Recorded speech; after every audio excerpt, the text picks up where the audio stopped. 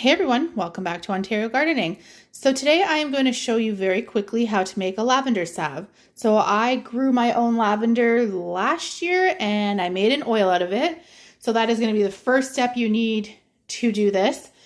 You literally dry out your lavender heads. Make sure they're very dry. Anything wet will cause molding issues.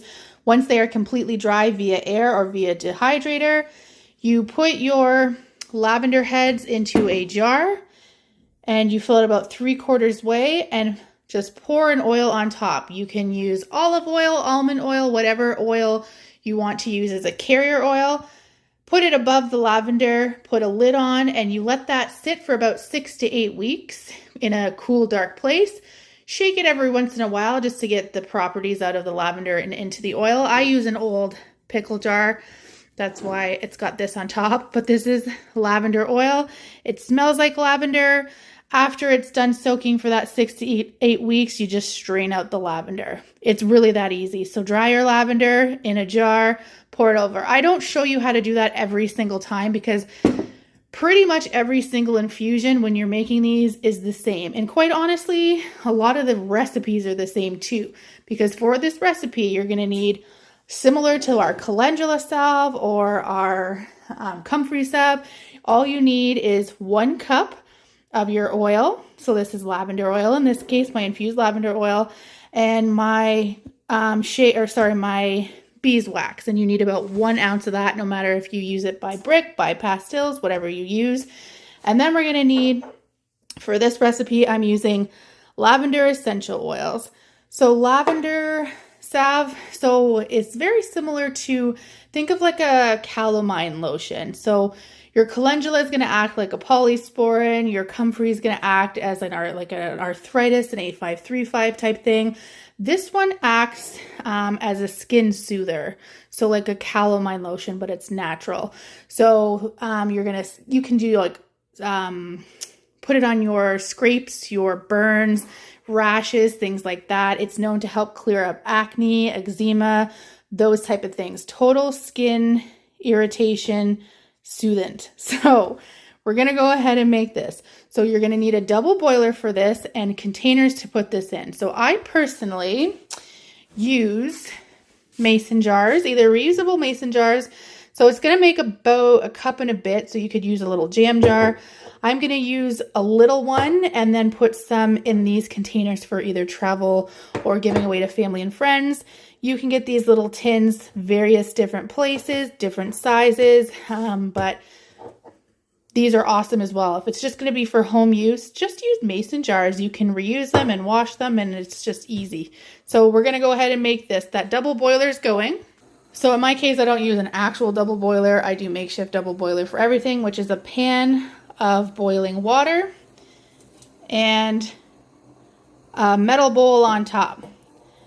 And we want the water under here boiling in order to heat this up, but we never want this concoction on the top to boil because we don't want to boil out our medicinal properties. So this boiling should just keep this warm enough to melt our beeswax. Now, any additions that you want to put in, so you can put in a tablespoon of shea butter or cocoa butter if you wanted to for extra moisture in your salve. You can also put in half a teaspoon of vitamin E, and that's going to help you promote healing and the lightening of scars and those type of things. And that's perfect if you're making this if you're on your face and you're getting rid of acne scars and stuff like that.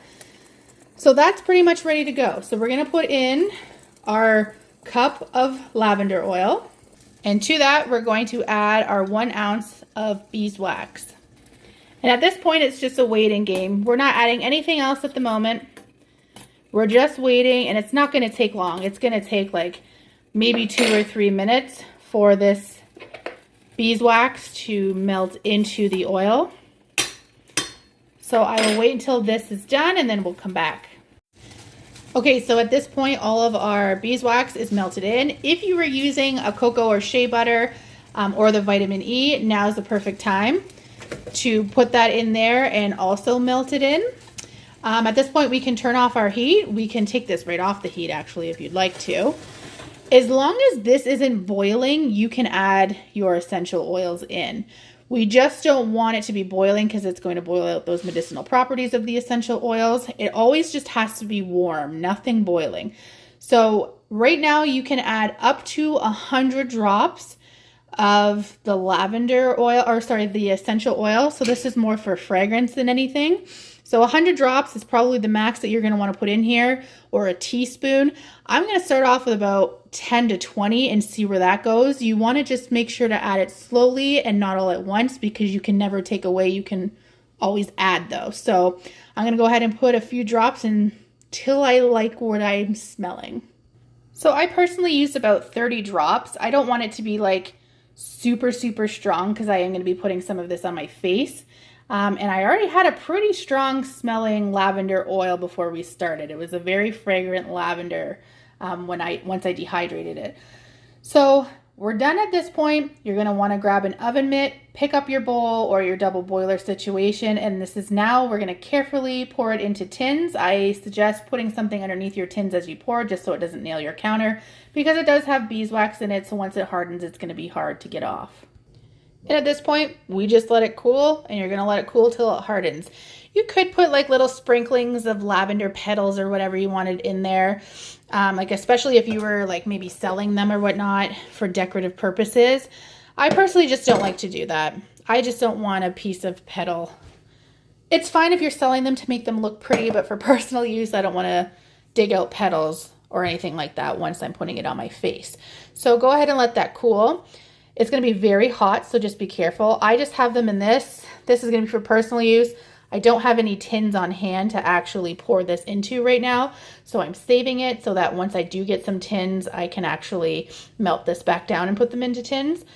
So don't mind the color. I used olive oil as my base for the lavender oil, so that's why it's kind of this yellow color.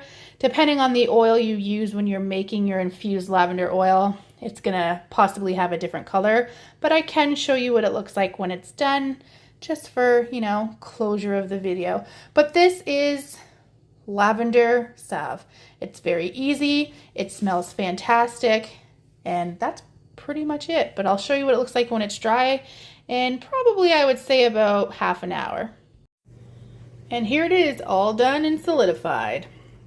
As you can see, it is a nice salve. I'm going to throw some of this on my face.